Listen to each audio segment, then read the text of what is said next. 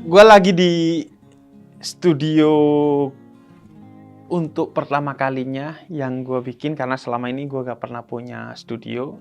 Tapi karena gue ingin lebih fokus lagi di 2023 ini dengan konten-konten dakwah di YouTube, biar cepet jadi wali YouTube karena tidak yakin jadi wali kutub. Jadi gue siapin studio, dan ini masih proses, belum selesai. Tapi gue putusin untuk syuting di sini aja lah, biar maksimal audionya, walaupun secara video kurang maksimal looknya. Tapi paling enggak ini jadi pelajaran bagi gue bahwa berbuat baik itu nggak usah nunggu semuanya sempurna. Tapi begitu ada kebaikan sekecil apapun yang kita miliki, yang bisa kita bagikan kepada orang lain, ya udah bagikan aja.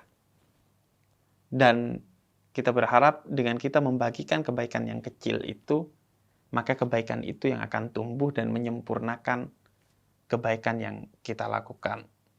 Dan gue belajar dari situ memang dalam berdakwah. Dulu gue pakai handphone, dulu gue gak punya tim, tapi ya udah, gue berniat dan berupaya semaksimal mungkin untuk berdakwah.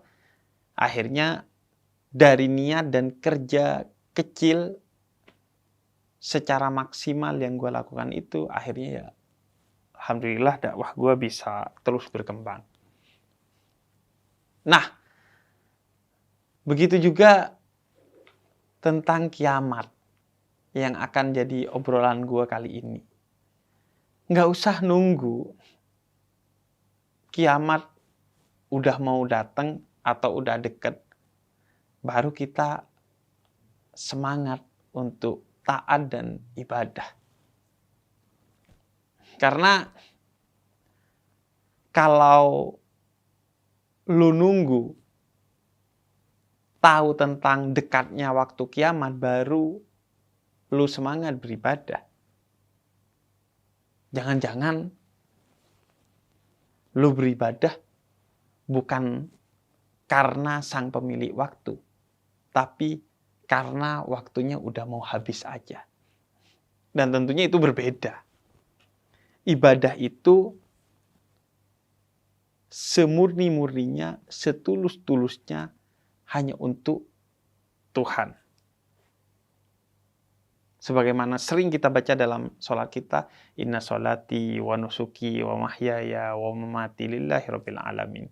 Semua ibadahku, bahkan hidupku dan matiku hanya untuk Allah. Kalau ada untuk yang selainnya, maka itu berpotensi ada kesyirikan yang sifatnya khafi, lembut di dalam iman atau ibadah kita. Makanya kita diajarkan dalam spiritualitas Islam, itu sebisa mungkin ibadah bahkan bukan karena ingin surga atau takut neraka, tapi sebagai bentuk syukur kepada Tuhan. Sebagaimana ibadahnya Nabi Muhammad yang ditanyakan oleh Sayyidah Aisyah, kan udah engkau dijamin masuk surga oleh Allah, kenapa engkau masih menambah ibadahmu dengan ibadah-ibadah sunnah? Kemudian kata Nabi, aku ingin menjadi abdan syakura, hamba yang bersyukur. Meskipun ya ibadah pengen surga, takut neraka, itu sah-sah aja, karena memang itulah salah satu fungsi ibadah yang dijelaskan oleh Al-Quran. Bahkan lo sholawatan karena ingin syafaat Nabi Muhammad, atau bahkan mengamalkan salawat-salawat tertentu untuk hal-hal yang sifatnya duniawi, selama hal-hal yang sifatnya duniawi itu bukan sesuatu yang sifatnya haram atau maksiat, maka itu sah-sah saja. Itu seperti layar-layar dalam ibadah. Yang paling dasar, sholawatan pengen sehat, tapi yang lebih atasnya karena kecintaan kepada Nabi Muhammad, dan paling atasnya karena itu perintah dari Allah yang Allah juga melakukannya sebelum memerintahkan kepada kita. Sebagaimana yang disampaikan dalam Al-Quran, Allah dan para malaikatnya bersalawat, maka ayo wahai umat manusia bersalawatlah. Nah, ketika lu beribadah karena waktu, bukan karena sang pemilik waktu, maka kualitas ibadah lu itu menjadi sangat rendah. Seperti lu belajar karena besok mau ujian. Dengan belajar karena memang lu merasa tugas lu sebagai pelajar adalah belajar, maka itu berbeda. Minimal bedanya gini, ketika lu belajar karena besok ujian, ketika besok ujian lu gak akan maksimal. Karena lu hanya modal hafalan, bukan pemahaman. Dan biasanya setelah ujian lu lupa kepada semua hafalan yang lu hafalkan sehari sebelum ujian. Karena memang niat dan laku lu dalam belajar semalam sebelum ujian itu untuk ujian, bukan untuk ilmu. Sama ketika lu ibadah karena tahu kiamat sudah dekat. Beda dengan lu ibadah karena tahu bahwa lu diciptakan untuk beribadah. Sehingga ibadah lu menjadi berkualitas kalau karena sang pemilik waktu, bukan karena waktu, yaitu kiamat udah dekat nih. Lagian ya, kita bisa jadi tidak mendapati kiamat kubro atau kiamat besar, yaitu hari kiamat ketika segala sesuatu itu dihancurkan. Tapi setiap kita pasti mendapati kiamat sugro atau kiamat kecil. Apa itu? Kematian kita. Jadi gak usah berpikir, wah kita bakal dapat kiamat apa enggak ya? Kiamat kapan ya? Nggak usah berpikir gitu. Karena setiap kita pasti dapetin kiamatnya sendiri kok, yaitu kematian kita. Itu adalah kiamat. Jadi seperti kata para ulama, taubat itu berakhir waktunya ketika kiamat telah mendatangi seorang manusia. Bukan hanya kiamat besar kata para ulama, tapi kiamat kecil. Ketika nyawa kita udah di kerongkongan, maka kita nggak bisa bertobat. Begitu juga ketika hari kiamat sudah datang, kita juga nggak bisa bertaubat. Karena waktunya udah habis. Game over. Nah, maka tugas kita itu bukan bertanya-tanya tentang kapan kiamat. Karena kiamat itu pasti datang kepada kita meskipun bukan yang besar, tapi yang kecil. Sehingga ketika Nabi ditanya oleh seorang sahabatnya dalam riwayat Imam Anas ibn Malik, kapan kiamat? Kata Nabi, bukan menjawab waktu kiamat itu kapan, tapi kata Nabi, apa yang kau persiapkan jika kiamat udah tiba? Nah, ini pelajaran pertamanya. Kata Nabi, jangan tanya kapan kiamat datang. Karena pertama, as-sa'ah, waktu-waktu yang telah digaibkan, dirahasiakan oleh Allah dan hanya menjadi hak prerogatif Allah untuk mengetahui dan menentukannya, jangan kita tanyakan. Termasuk kapan kiamat. Itu adalah hak prerogatif Allah. Jangan kita ngurusin urusannya Allah. Kurang ajar artinya sama Allah. Maka pelajaran pertamanya, gak usah nanya kapan gua mati, kapan kiamat, kapan gua nikah, kapan gua kaya. Itu semua hak prerogatif Allah. Kalau kita menghabiskan waktu untuk itu, artinya kita menghabiskan waktu untuk sesuatu yang bukan hanya sia-sia, karena kita gak akan pernah tahu. Itu rahasia Allah. Tapi menciderai iman kita. Karena Allah melarang bagi kita untuk menggali-gali apa yang telah ditetapkan oleh Allah sebagai rahasianya. Kemudian yang kedua, dari sabda itu diberikan pelajaran oleh Nabi Jangan sibuk untuk mencari tahu kapan kiamat. Tapi sibuklah mempersiapkan diri ketika kiamat itu datang. Makanya, udah, lu fokus aja kalau kiamat datang, apa persiapan gua. Dan bayangkan seolah-olah Jumat ini kiamat. Agar kualitas ibadah lu menjadi tinggi. Karena kata Sayyidina Ali, ketika lu beribadah, bayangkanlah seolah-olah besok lu akan mati. Bayangin tuh, kalau lu yakin besok akan mati, pasti hari ini lu akan memaksimalkan waktu lu untuk ibadah yang sangat berkualitas. Jadi bayangin aja setiap Jumat itu seolah-olah itu kiamat. Agar ibadah lu berkualitas dan bahkan waktu lu berkualitas. Sehingga lu gak akan sia-siain waktu lu untuk sesuatu yang sia-sia. Karena menurut lu dikit lagi udah kiamat. Nah, selanjutnya dalam sabda tersebut, ketika Nabi bertanya, apa persiapan lu kalau kiamat datang? Maka orang itu menjawab, ibadah gue biasa aja Nabi. Sholatnya biasa, zakatnya biasa, puasanya biasa. Tapi, kata orang ini, aku mencintaimu wahai Nabi. Kemudian kata Nabi, al-mar'u ma'aman ahabba. Seorang pecinta kelak di akhirat akan dikumpulkan dengan yang dicintainya. Nah, ini pelajaran ketiganya. Jangan nanya kapan kiamat. Tapi siapkan diri untuk kiamat dengan memupuk cinta kepada Nabi Muhammad. Jadi jawaban untuk pertanyaan kapan kiamat adalah cintailah Nabi Muhammad. Karena dengan cinta kepada Nabi Muhammad,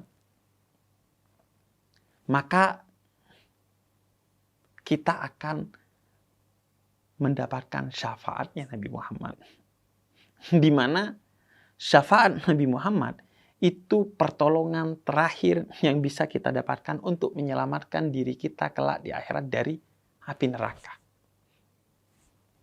Karena gua sih gak yakin gua tuh bisa masuk surga karena amalan gua. Subuh jam 5:30 tuh gak meyakinkan untuk dibanggakan sebagai tiket untuk masuk surga. Karena tiket masuk surga itu karena rahmat Allah, bukan utamanya karena amal kita. Jadi amal kita itu dibuat untuk mengetuk pintu rahmat Allah. Dan gimana mau ngetuk pintu rahmat Allah? Puasa masih marah-marah. Zakat masih di-storyin. Sholat pikirannya masih traveling kemana-mana. Haji masih foto-foto. Kemudian di-share di media sosial. Nyerempet-nyerempet ria. Maka pintu kita untuk masuk surga yang bisa kita andalkan adalah syafaat atau belas kasih dari Nabi Muhammad. Sebagaimana diriwayatkan oleh hadis dari Imam Bukhari dan Imam Muslim. Nanti kelak di akhirat, semua orang itu nafsi-nafsi, sendiri-sendiri. Termasuk semua nabi kecuali Nabi Muhammad. Nabi Muhammad justru berkata, umatku, umatku, umatku. Sehingga dalam riwayat tersebut dijelaskan, semua umat pergi ke nabinya, tapi nabinya bilang, gue gak bisa nolongin lu sekarang. Pergi ke Nabi Muhammad. Dan semua nabi bersama para umatnya pergi ke Nabi Muhammad untuk mendapatkan syafaat Nabi Muhammad. Dan Nabi Muhammad mengatakan, umatku, umatku, umatku. Karena itu, ketika kita di dunia, yang harus ada di pikiran dan hati kita, termasuk lisan kita, nabiku, nabiku, nabiku. Agar kelak di akhirat, kita kedetek tuh sama radar syafaatnya Nabi Muhammad. Oh, ini umatku. Karena ketika di dunia dia mencari aku, dan ketika di akhirat aku menemukannya. Dan syafaat Nabi Muhammad itu juga yang dalam riwayat Imam Ahmad bahkan bisa mengeluarkan kita yang udah masuk neraka. Bukan hanya ketika dihisab, dihitung, syafaat Nabi Muhammad menyelamatkan kita dari api neraka. Tapi sebagian yang tidak terselamatkan dan masuk ke neraka jahanam, Nabi menariknya kembali dengan bersujud kepada Allah, ya Allah, tolong umatku yang di neraka jahanam itu.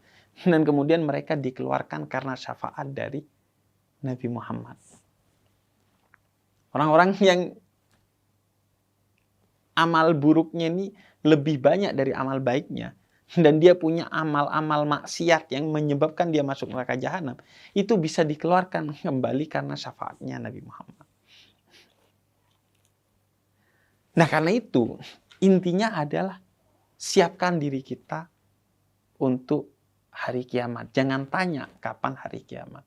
Makanya dalam riwayat yang lain Nabi katakan, seandainya besok kiamat dan ada bibit tanaman di tanganmu, maka tanamlah. Artinya,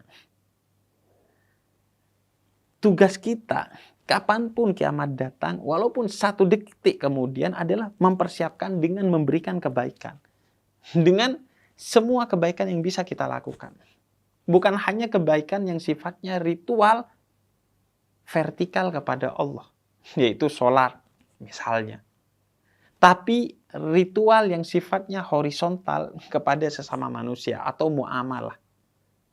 Dengan tersenyum kepada manusia lain, berbuat baik kepada manusia lain, bahkan kepada makhluk lain. Sebagaimana kata Nabi dalam riwayat tersebut, yaitu kalau kalian punya bibit tanaman, tanamlah. Lakukan kebaikan kepada hewan, kepada tumbuhan, kepada semesta, sebagai bentuk persiapan kita menuju hari kiamat. Nah, karena itulah gue mikir di antara hikmah disembunyikannya waktu datangnya hari kiamat itu agar kita beribadah kepada Sang Pemilik waktu, bukan beribadah karena waktu. Sebab sekarang seringkali kita beribadah itu karena waktu. Karena waktu asar udah mau habis, yuk sholat asar. Karena udah tua dan waktu hidupnya udah mau habis, yuk tobat. Semuanya diukur karena waktu. Bukan karena Sang Pemilik waktu kita beribadah. Ini gue bikin obrolan ini karena sekarang lagi viral. Sebagian daerah di Arab Saudi itu tiba-tiba menghijau dan kemudian di branding, oh berarti kiamat udah dekat. Karena memang dalam salah satu riwayat dari Imam Abu Hurairah, Nabi mengatakan di antara ciri-ciri kecil dari kiamat sudah dekat itu adalah Jazirah Arab tiba-tiba menghijau. Dan di riwayat tersebut Nabi juga jelaskan ciri-ciri kecil lainnya, bukan hanya satu itu. Di antaranya uang udah mulai gak berarti. Tapi apakah itu menandakan kiamat udah dekat? Iya, dalam pengertian ciri-ciri kecilnya. Bahkan Nabi katakan ketika Nabi diutus, itu kiamat udah dekat kok. Tapi kan Nabi diutus 14 abad yang lalu. 14 abad dalam paradigma waktu yang kita miliki. Tapi dalam paradigma waktu di akhirat, 14 abad tuh hanya beberapa detik waktu aja. Dan lu jangan merasa punya waktu. Karena ketika lu merasa punya waktu, lu akan leha-leha. Tapi ketika lu merasa tidak lagi punya waktu, maka lu akan memaksimalkan waktu itu. Itulah paradigma tentang waktu yang otentik dalam filsafatnya Heidegger. Waktu itu bukan apa yang ada di detik jam atau detak jantung, tapi degup kesadaran. Ketika lo ngerasa gak punya waktu, maka lo akan berlari untuk mengisi waktu lo dengan hal-hal yang berkualitas. Nah, Apakah ciri-ciri kecil kiamat itu sudah muncul? Sebagian sudah muncul. Termasuk diutusnya Nabi Muhammad. Sejak 14 abad yang lalu kali. Ngapain lu baru ribut sekarang? Banyaknya anak yang durhaka secara berlebihan kepada orang tua. Sebagai salah satu ciri kecil dari kiamat, kata Nabi. Sekarang mah bukan cuma itu. Orang tua durhaka kepada anak dengan cara yang berlebihan dan mengerikan. Yang viral kemarin. Jadi ciri-ciri kecilnya udah banyak. Tapi apakah menghijaunya sebagian daerah di Arab Saudi itu termasuk ciri kecil yang dikatakan oleh Nabi itu? Nah itu enggak. Malah yang itu enggak tuh. Sebab gini, gue pernah ditanya, Bib, kalau gue bangun-bangun, itu tiba-tiba matahari di barat, apakah artinya kiamat? Mohon maaf, itu bukan berarti sudah waktunya kiamat. Itu artinya Anda bangunnya ke sorean, mataharinya udah di barat, bukan terbit dari barat. Nah, kita kadang berpikirnya begitu. Mindset kita aja yang salah. Bukan ciri-cirinya yang benar bahwa kiamat udah dekat. Jadi yang terjadi di Arab Saudi, sebagian daerah yang menghijau, itu bukan yang dimaksud dalam riwayat Nabi. Karena yang dimaksud oleh riwayat Nabi itu Jazirah Arab. Jadi seluruh Arab Saudi, bahkan sebagian negara-negara Arab, itu tiba-tiba menghijau. Secara tidak wajar. Sedangkan yang terjadi sekarang, itu Jazirah Arab menghijaunya sebagian aja dan wajar karena sejak Desember 2022 kemarin, itu curah hujan di Arab Saudi meningkat drastis. Kalau itu mah hukum alam atau sunnatullah. Adapun tanda kiamat yang Jazirah Arab menghijau itu bukan hukum alam atau sunnatullah, tapi itu bersifat tiba-tiba karena Allah yang mengkehendaki sebagai pertanda bahwa kiamat udah dekat. Kalau Arab Saudi menghijau mah di sebagian daerah dan secara natural bukan sebagai pertanda kiamat. Dari dulu udah sering. Ketika umat Islam menaklukkan Romawi, itu industri pertanian di masyarakat Muslim tiba-tiba berkembang pesat karena banyak mengambil ilmu-ilmu dari Romawi yang telah ditundukkan dan alat-alat dari Romawi yang telah ditundukkan. Sehingga perkembangan teknik pertanian, perkebunan, pengairan di masyarakat Muslim Arab itu meningkat drastis sehingga banyak kemudian tanah-tanah atau daerah-daerah di Jazirah Arab yang tiba-tiba menghijau. Itu mah bukan pertanda kiamat. Udah sering. Karenanya, gue akhirnya berpikir, kenapa sih lu tuh kayak terus-terusan berpikir atau bahkan ingin kiamat sudah dekat? Jangan-jangan ada masalah pada diri kita. Yaitu secara tidak sadar kita telah menjadi generasi yang pesimis, bukan optimis. Padahal seorang muslim seharusnya dia menjadi generasi yang optimis, bukan pesimis. Makanya kata Nabi, walaupun kiamat besok, kalian sekarang harus optimis untuk bisa menjadi umat yang terbaik atau pribadi yang terbaik. Dengan apa? Dengan apa yang kebaikan yang bisa kalian lakukan dengan tangan kalian, lakukan. Sedangkan kita, jangan-jangan telah menjadi generasi muslim yang pesimis. Sehingga nanya kiamat mulu, pengennya kiamat itu udah deket karena udah malas sama hidup kita. Seperti orang yang depresi akut. Pikirannya itu dekat kepada kematian. Bahkan melakukan satu upaya untuk menghabisi dirinya. Nah, jangan-jangan kita adalah generasi muslim yang depresi dalam keberagamaan dan keberislaman kita. Sehingga kita mikirnya tuh kapan kiamat. Kita mikirnya seolah-olah ingin cepat kiamat. Termasuk tokoh-tokoh agama yang terus menggembar-gemborkan seolah-olah kiamat udah dekat. Menakut-nakuti umatnya dengan kiamat sudah dekat. Islam tidak ingin tegak karena ketakutan akan kiamat, melainkan karena kecintaan kepada Nabi Muhammad dan Allah. Allah dan Nabi tidak ingin kita beribadah karena takut kiamat utamanya, tapi karena cinta Nabinya dan cinta Tuhannya.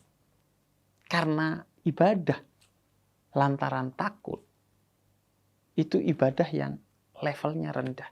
Tapi ibadah lantaran cinta, itu levelnya tertinggi. Ibadah karena takut, ia akan dijalani sebagai beban, kata Jalaluddin Rumi. Tapi ibadah dengan cinta, ia akan dijalani dengan penuh kegembiraan dan kecanduan. Lagian ya,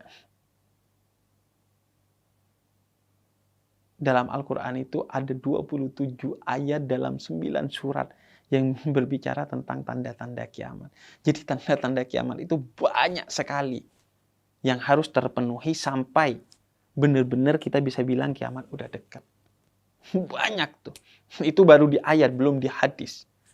Dan rata-rata yang dibicarakan itu tanda-tanda kecil, bukan tanda-tanda yang besar.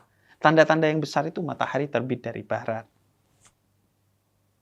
Dan berbagai tanda-tanda besar tentang kiamat lainnya, di mana kosmologi atau semesta sudah benar-benar aneh. Tidak seperti hukum alam atau sunnatullah yang kita ketahui dan pelajari selama ini. Dan yang paling gede, ya matahari terbit dari barat. Yang lainnya turunnya Nabi Isa, turunnya Dajjal, hadirnya Ya'juj dan Ma'juj. Dan itu gak ada masih. Tanda-tanda kecilnya pun masih beberapa aja. Itu pun yang sesuai dengan pemahaman kita. Belum tentu emang itu sebagai tanda. Jadi, gue ingin lu menjadi generasi muslim yang optimis, bukan pesimis. Yakni generasi muslim yang menjadi Islam dan menjalankan Islamnya karena cinta untuk sang pemilik waktu, bukan karena takut akan waktu.